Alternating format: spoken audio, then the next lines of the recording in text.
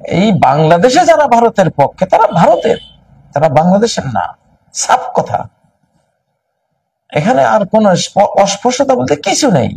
এখনো যারা ভারতের পক্ষে কথা বলবেন তারা ভারতীয় এবং ভারতের দালাল, তারা ভারতের শিখণ্ডী, ভারতের ষড়যন্ত্রী এবং বাংলাদেশের এনিমি, বাংলাদেশের শত্রু। যতই কল্যাণের কথা বলা হোক, যতই সম্প্রীতির কথা বলা হোক, আমরা শুনি তো নেতৃবৃন্দ, অনেক নেতারাও বলেন হ্যাঁ আমরা সম্প্রীতি চান, এটা মুনাফেক। এদের ভিতরে ইমান নাই, এরা বেঈমান, এরা আল্লাহর শক্তি, অনন্ত শক্তির প্রতি এদের কোনো বিশ্বাস নেই।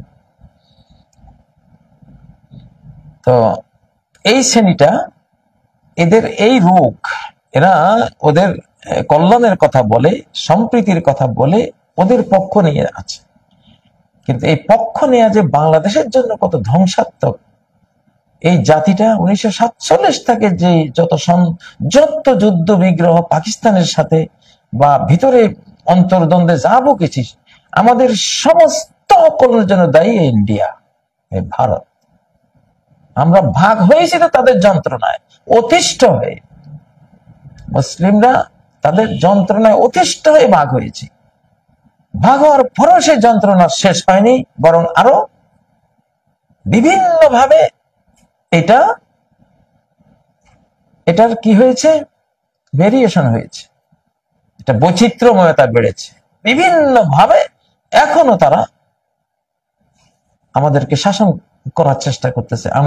আমাদের যেই বাংলাদেশে এখন প্রশাসনে যারা আছেন, ওই ইনারা অধিকাংশ রয়ের বি টিম এবং দিল্লির নির্দেশে চলছেন।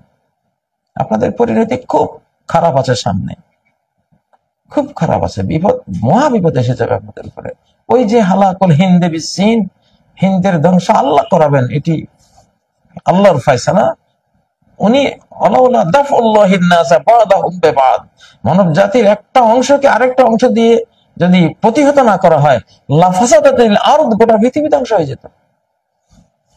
এজন্য হিন্দুত্ববাদী এসব সন্ত্রাসী হিটলারদেরকে আল্লাহ তাআলা চীন দিয়ে দমন করবেন, এটা প্রেডিকশনে আছে, এটা কাজী ইব্রাহিমের কথা তো নয়, ভবিষ্যৎবাণী। এগুলো আবু হুরায়রার গোপন ব্যাগ, নুআম ইবনে হাম্মাদের কিতাবুল ফিতান, নবীজির মুখ নিঃসৃত কথাগুলো বিভিন্ন সংকলকরা এগুলি সংকলন করে রেখে গেছেন, সেগুলো।